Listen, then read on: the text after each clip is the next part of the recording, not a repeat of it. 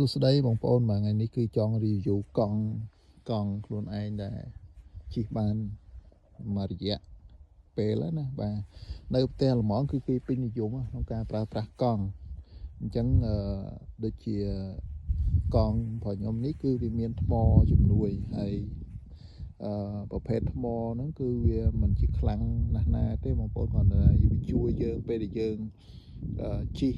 ឡើងចំណោតឬក៏ជិះផ្លូវឆ្ងាយអី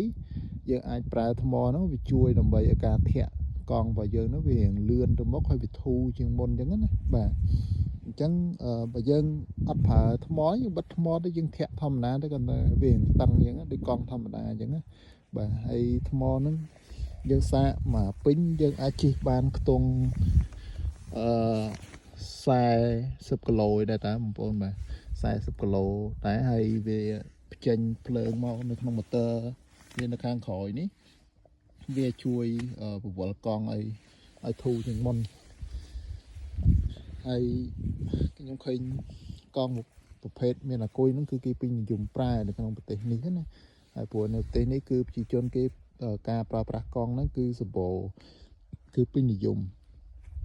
ហើយវាជួយទីមួយជួយដល់សុខភាពផងហើយទីពីរជួយទៅលើបរិស្ថានផងយើងមិនមានការបំភាយជីឧស្ម័នអីចឹងណាបាទហ្នឹងហើយបងប្អូនខ្ញុំមានតែប៉ុណ្្នឹងហើយមានពូល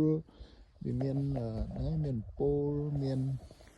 ហើយយើងជិះពេលយប់ចឹងមានភ្លើងដូចម៉ូតូចឹងមានភ្លើងក្រោយភ្លើងអីចឹងទៅចឹងណាបាទ